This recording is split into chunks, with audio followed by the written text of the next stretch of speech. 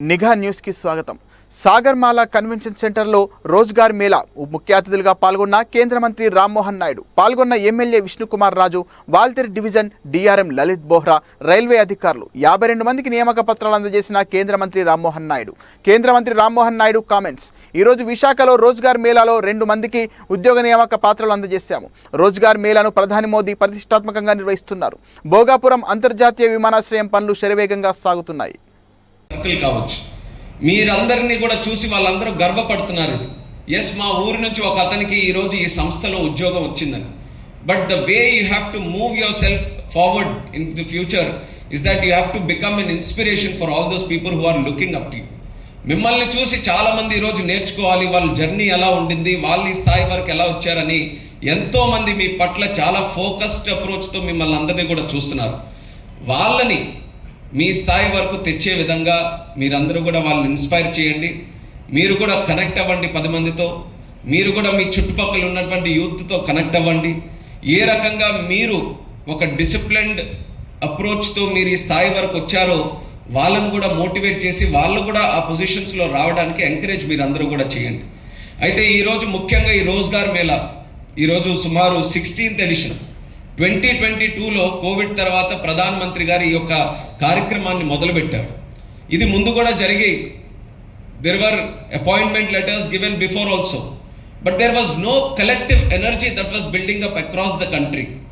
That was where our honorable Prime Minister has thought that if the country has to strongly move forward, we have to connect the youth of this country. We have to connect. ఇదే టైంలో జరగబోతోంది.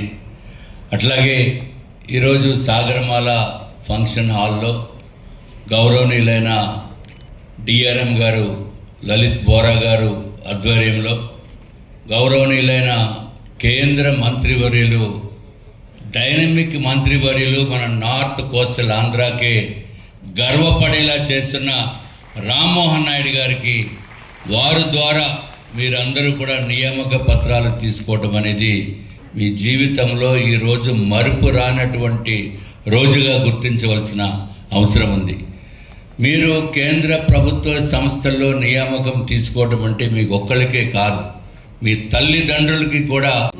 అలాగే మనకు Mulapeta port శ్రీకాకుళంలో ఉంది. అలాగే కొత్త airport కూడా అదే ప్రాంతంలో నిర్మించాలని అనుకుంటున్నాం. కాబట్టి ఒక లాజిస్టిక్స్ హబ్గా నార్త్ ఆంధ్రాని, ఉత్తరాంధ్రాని మనం క్రియేట్ చేయాలనంటే ఖచ్చితంగా ఒక హైవే ఉండాలి.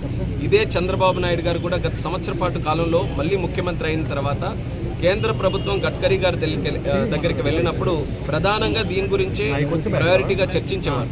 దీని గురించి చర్చిస్తూ ఖచ్చితంగా కేంద్ర ప్రభుత్వం దీనికి సహకరించాలి, నిధులు ఇవ్వాలని కోరిన తర్వాత గడ్కరీ గారు కూడా అంగీకరించి ఈ యొక్క ప్రాజెక్టును కూడా ముందుకు నడిపించడం జరుగుతుంది. అతి త్వరలోనే డిపిఆర్ అది అయిన తర్వాత దాని తాలూకా వర్క్ అవన్నీ కూడా స్టార్ట్ చేయడానికి మా వంతుగా పూర్తి శాతం ఇచ్చేస్తాం. మరి ముఖ్యంగా భోగాపురం ఎయిర్పోర్టుకు కూడా ఇది ఒక మంచి కనెక్టివిటీ ఉంటుంది 3 జిల్లాలకి కూడా.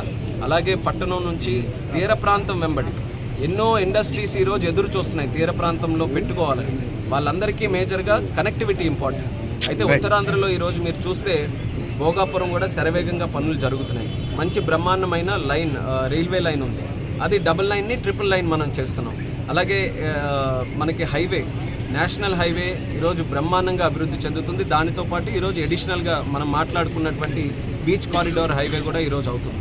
So airports, road connectivity, ports, అలాగే రైల్వే లైన్, ఇవన్నీ కూడా కలిసికట్టుగా ఒక లాజిస్టిక్స్ హబ్గా నార్త్ ఆంధ్రాని క్రియేట్ చేయడానికి మనకు ఎంతో ఉపయోగపడుతుంది.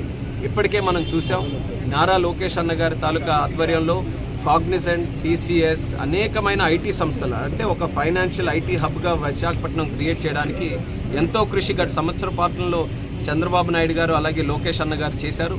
కూటమి ప్రభుత్వ నాయకులు అందరూ కూడా సహకరించారు. ఈరోజు ముఖ్యంగా చూసుకుంటే అత్యధికమైన ఇన్వెస్ట్మెంట్స్ ఉత్తరాంధ్రకు వచ్చాయని మనం చెప్పుకోవాలి.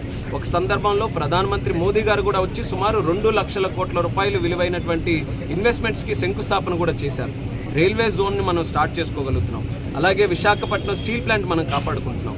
సో విశాఖపట్నం, ఉత్తరాంధ్ర ప్రజల అందరూ కూడా ఈ యొక్క కూటమి ప్రభుత్వం చేస్తున్నటువంటి కార్యక్రమాలు, వాళ్ళ కోసం చేస్తున్నటువంటి ప్రతి ఒక్క పని కూడా గుర్తుపెట్టుకోవాలని తెలియజేస్తున్నాం.